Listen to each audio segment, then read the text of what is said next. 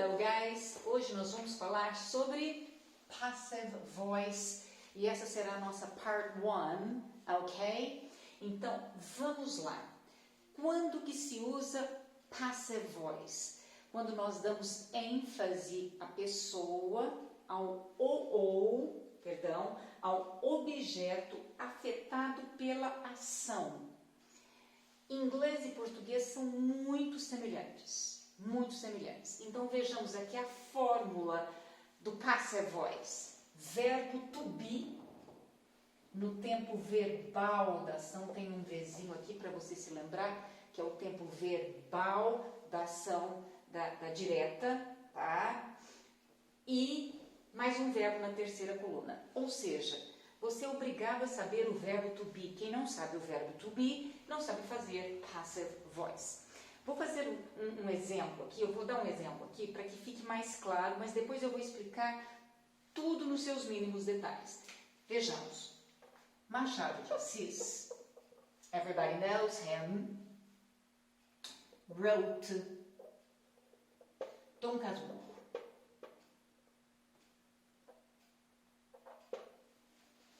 Wrote é um verbo que está no simple past, certo? Aqui eu vou fazer um X. O Machado de Assis vem para cá e o Dom Casmurro vem para cá, para que a voz passiva tenha sentido. Então, o objeto vai se tornar o meu ponto foco. Dom Casmurro, certo? E Machado de Assis é a pessoa que escreveu Dom Casmurro. Então, eu uso a preposição by, por Machado de Assis.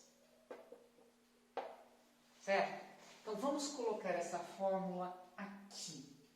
Qual é o tempo verbal dessa frase? Simple past. Eu preciso colocar o verbo to be no tempo verbal da ativa, que é simple past. Vejamos, was ou então were. Mais verbo da terceira coluna. Mas de que verbo? Dessa daqui, olha, dessa sentença que está na ativa. Write, wrote, written. Então aqui vai ficar written. Dom Casmurro é um livro, certo? Então vai ser it. O que combina com it? Was. Bye, were. Então, como ficou a voz passiva dessa sentença? Dom Casmurro was written by Machado de Assis. Essa é a explicação que eu vejo mais simples de se aplicar a voz passiva. Portanto, se você observar, é igualzinho o português. O que você precisa saber? Verbo to be e verbo na terceira coluna. Depois, easy peasy lemon squeezy. Vejamos aqui alguns outros detalhes sobre passive voice. Certo? Whoopsie daisy. Vejamos aqui. Eu vou usar by, que vocês viram que eu escrevi. By Machado de Assis. Quando o nome da pessoa for necessário. Às vezes, não é necessário, porque eu posso dizer assim, olha, a casa foi vendida, está na voz passiva. Nós sabemos que ela foi vendida ou pelo proprietário, ou então a imobiliária, alguém da imobiliária vendeu a casa, certo? Então, existem nomes, aqui vamos colocar como nomes, que não são necessários que sejam escritos, ou que nós saibamos porque ele está implícito. Isso é importante escrever, porque eu não vou escrever aqui, por exemplo, by people, pelas pessoas, fica sem sentido. Então, isso aqui não existe, certo? Vejamos outros detalhes que são importantes. Eu posso, numa mesma sentença, ter dois objetos, porque o objeto vira o sujeito da ação. Então, por exemplo, eu vou escrever aqui, olha.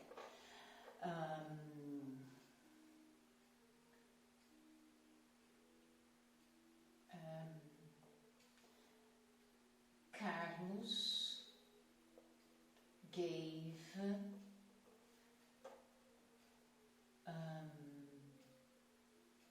me some flowers.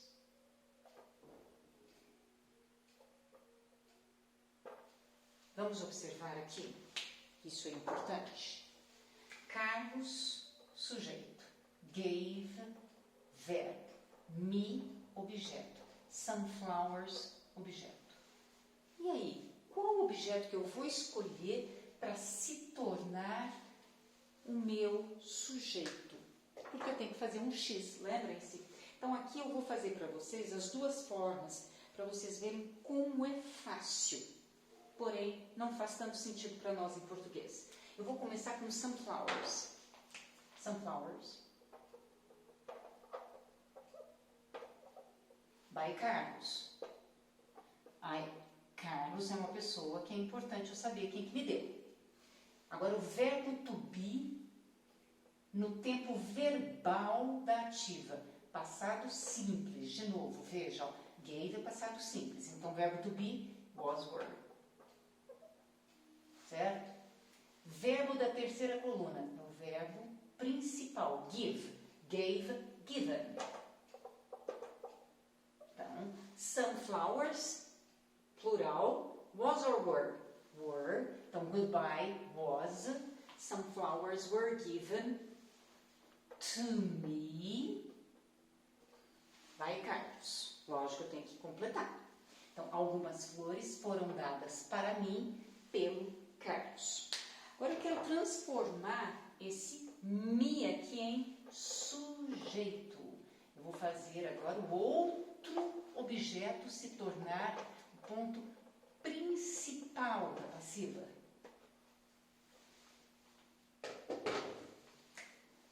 Eu vou colocar um me aqui para vocês verem. E vou colocar o by Carlos de novo, porque o Carlos is important. Me. Posso começar uma frase com me? Não. Nós sabemos que em inglês, aqui é o pronome, certo? Como objeto, não pode se tornar um sujeito. Então, qual seria o substituto de me? Então, o me, you have to say goodbye to it.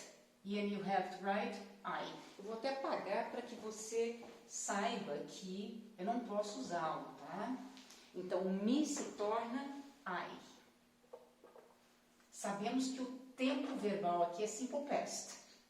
Então, vai ser was or were. De novo. Gave, já sabemos que vira given. Deu o quê? Lógico, eu não posso esquecer. Sunflowers. Será que cabe? Coube. O que combina com I? Was. Então, goodbye, were. E eu vou ler assim, ó. I was given some flowers by Carlos. Se eu traduzir, não faz sentido. Eu fui dado algumas flores pelo Carlos. Mas uma coisa aqui que é interessante ser notada é que essa estrutura é muito comum. I was given. Não foi a fulana nem a ciclana. I was given some flowers by Carlos. Veja a importância que esse objeto tem aqui nesta sentença.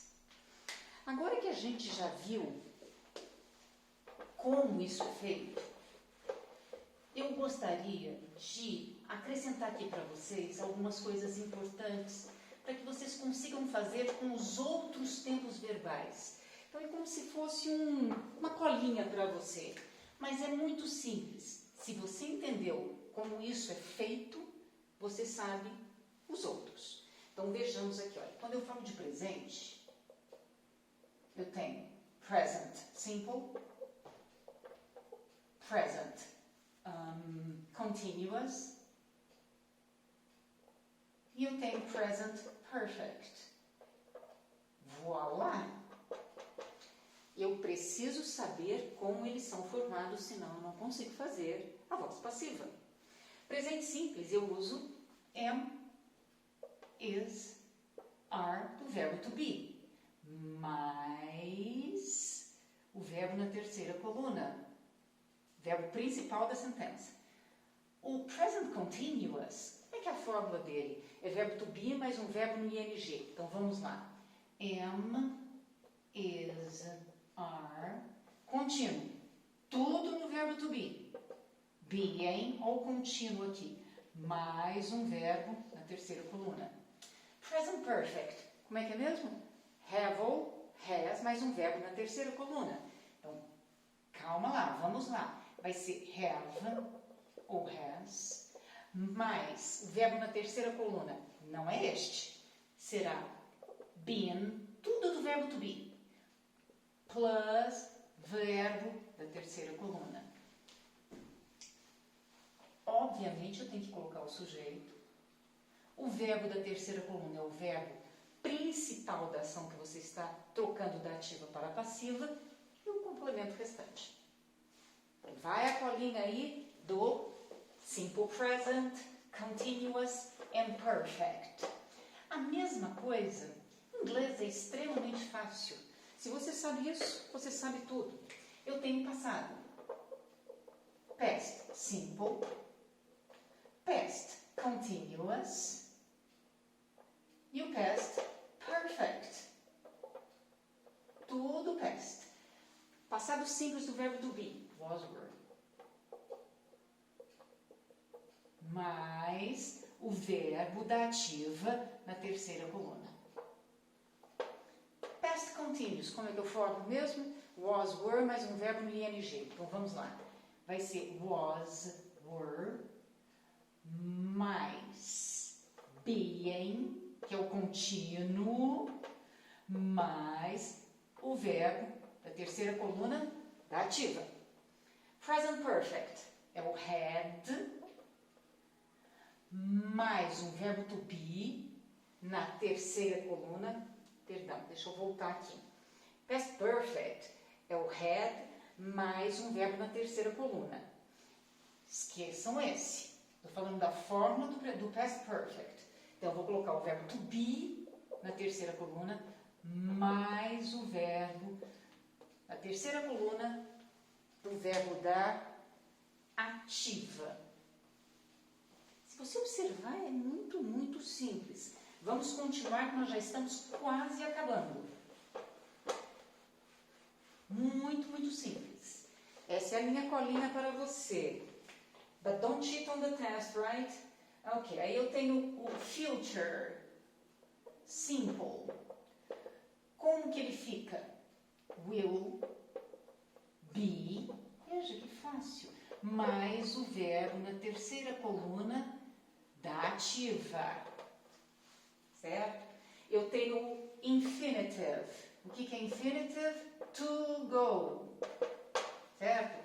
Então, eu vou pôr, como que eu vou colocar?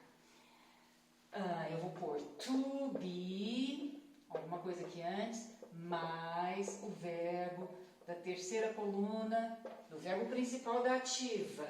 Eu tenho o gerund,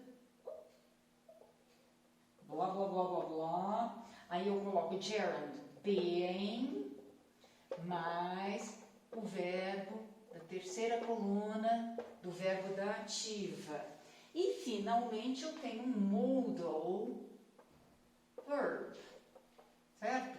Modal verbs tem may, might, must, should, can, could. Eu vou colocar aqui o should. Blá, blá, blá, blá, blá. Should be. Olha o verbo to be se repetindo. Verbo to be plus verbo na terceira coluna do verbo principal da ativa. And that's it for today. Caso você tenha qualquer dificuldade em relação a passive voice, please send me an email. Thank you.